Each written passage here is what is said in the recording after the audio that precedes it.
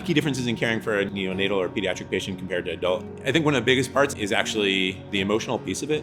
We're thinking about their future, where they go to high school, where they go to college, who they're going to be married to, and their kids, and how does what I'm doing, how do my interventions, increase the chance of them having a successful life 80 years from now. And so there's a large emotional component of it, and I think the best way that we can conceptualize around that is to train towards that. Wednesday, October 9th, we had a couple routine appointments. Left the house thinking I'm going to come back home, and went back to the OB appointment, and that's where kind of things took a little bit of a turn. Yeah, the appointment, my blood pressure was a little high. I had a non-stress test, and I had twins. They couldn't get both heartbeats, finally got both heartbeats, and then they checked my blood pressure, and my blood pressure was still very elevated. One of the midwives came in and said, well, I guess the twins are coming today. So I started crying because I didn't expect them to come that day.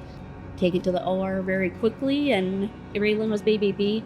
She came out second, and Emerson came out first, which she came out initially looking worse than Raylan, so they kind of almost swapped. Her oxygen it kept declining, so that's whenever they said, okay, we know that she's going to have to be on CPAP for a while, so we're going to have to transport her to Mass General. It's one of those moments of like you feel helpless, right? So Right.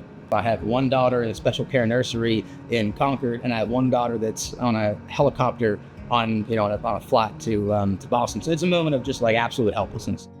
We try to recreate as much as we can for our staff. We will go through everything from a very high fidelity simulation experience where we'll turn our simulation bay into a neonatal intensive care unit where we might meet a patient.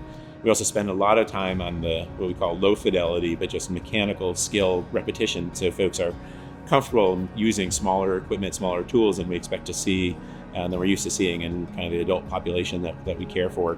And we continue to train it over and over again throughout our staff's entire career here, from our year-long orientation process all the way through until the day they retire from Boston Med Flight, hopefully many years down in the future.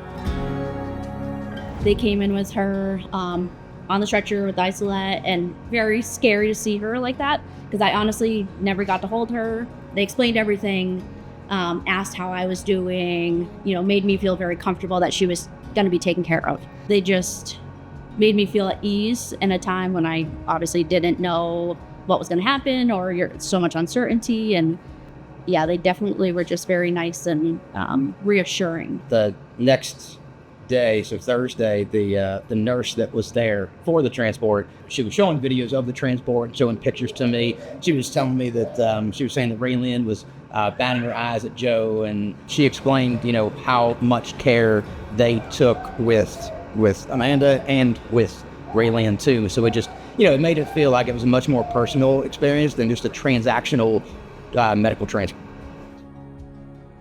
What I am most proud of in my role as Chief Medical Officer here is the fact that we do give those teddy bears out to our smallest patients, and we get letters and letters back from family who appreciate and recognize that in the most stressful moment of their lives, quite honestly, they reflect back and say, those folks in blue showed up and made me know that my child was going to be taken care of, that they were going to get the best care possible, that they knew what they were doing, they felt confident in it.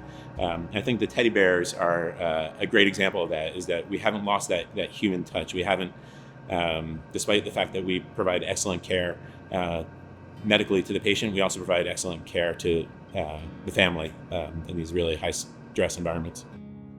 The fact that she's 18 months old and walking around here thriving right now is a testament to the work that Boston Med Flight does. Knowing that I could trust, the hands of the people that were caring for them, meant everything to me.